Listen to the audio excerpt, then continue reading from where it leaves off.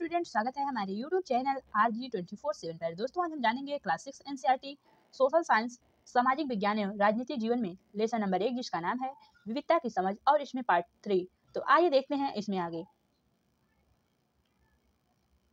हम विविधता को कैसे समझें।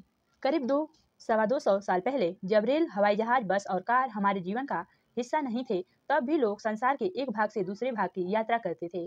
पानी के जहाज में घोड़े या ऊंट पर बैठ जाते या फिर पैदल चलकर यात्रा करते थे।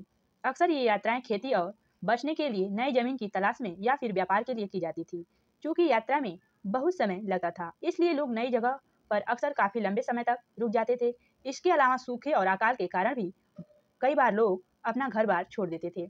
उन्हें जब पेट भर कर खाना तक नहीं मिलता था, तो वे नई जगह जाकर बस जाते थे। कुछ लोग काम की तलाश में और कुछ लोग युद्ध के कारण घर छोड़ देते थे। लोग जब नई जगह में बसना शुरू करते थे, तो उनके रहन सहन में थोड़ा बदलाव आ जाता था। कुछ चीजें वे नई जगह की अपना लेते थे और कुछ चीजें वे पुराने ढर्रे पर ही चलते रहते थे। इस तरह उनकी भाषा, भोजन, संगीत, धर्म आदि भी नए और पुराने का मिश्रण होता रहता था।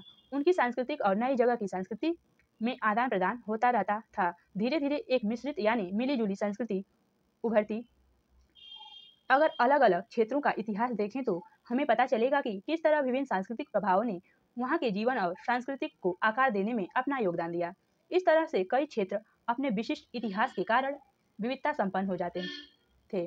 ठीक इसी प्रकार लोग अलग अलग तरह की भौगोलिक स्थिति से किस प्रकार सामंजस्य बैठाते हैं, उससे भी विविधता उत्पन्न होती है। उदाहरण के लिए समुद्र के पास रहने में और पहाड़ी इलाके में रहने में बड़ा फर्क होता है। न केवल यहाँ के लोग के कपड़े और खान पान की आदत में फर्क होगा, बल्कि जिस तरह का काम वे करेंगे वे लोग भी अलग होंगे। शहर में अक्सर लोग यह भूल जाते हैं कि उनका जीवन उनके भौतिक वातावरण से किस तरह गहराई से जुड़ा हुआ है।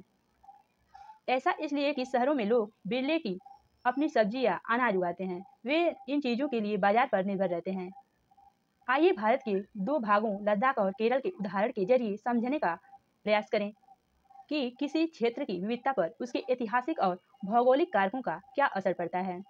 एटलस में भारत का नक्शा देखिए और उसमें ढूंढिए कि ये दोनों क्षेत्र लद्दाख तथा केरल कहाँ पर है। इन दोनों क्षेत्र की भौगोलिक स्थितियाँ वहाँ के भोजन, कपड़े और व्यवसाय पेशे को कैसे प्रभावित करती हैं, उनकी सूची बनाइए।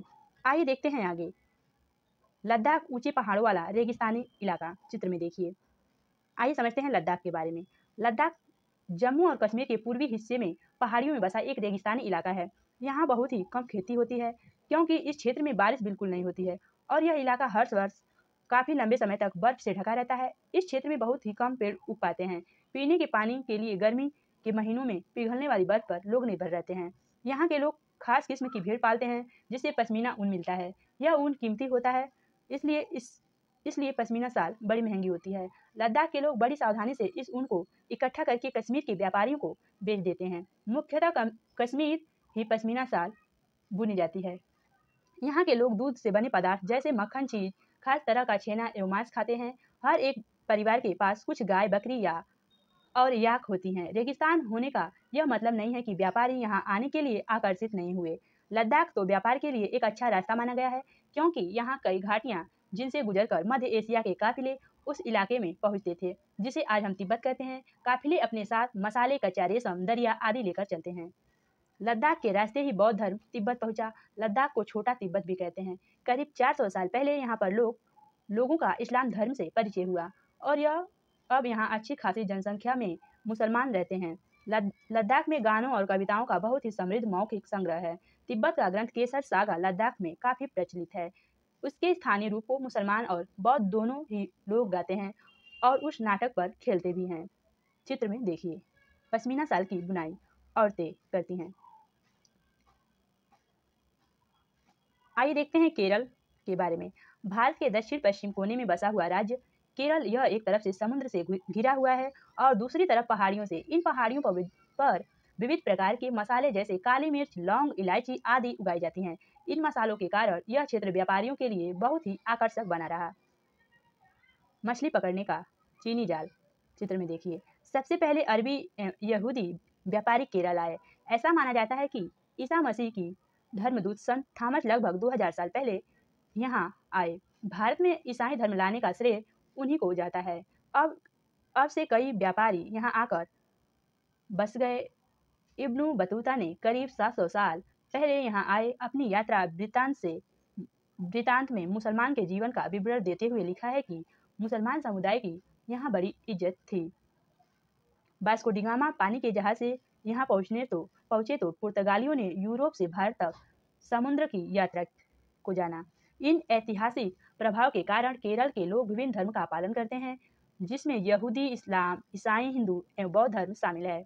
चीन के व्यापारी भी केरल आए। यहाँ पर मछली पकड़ने के लिए जो जाल इस्तेमाल किए जाते हैं वह चीनी जालों से हूबहू मिलते हैं और उन्हें चीना वाला कहते हैं। तलने के लिए लोग जो बर्तन इस्तेमाल करते हैं उसे चीना चट्टी कहते हैं। इसमें चीन शब्द इस बात की ओर इशारा करता है कि उसकी उत्पत्ति कहाँ हुई होगी। केरल की उपजाऊ जमीन और जलवायु चावल की खेती के लिए बहुत उपयुक्त है। वहाँ के अधिकतर लोग मछली, सब्जी और चावल खाते हैं। चित्र में देखिए केरल में मनाए जाने वाले त्योहार ओणम, एक विशेष आकर्षक नाव प्रतियोगिता। धन्यवाद दोस्तों। इस क्लास की आगे की जानकारी हम अगले वीडियो में देंगे। अगर वीडियो पसंद आएगी तो लाइक, शेयर, सब्सक्राइब, कमेंट करके जरूर बताइए।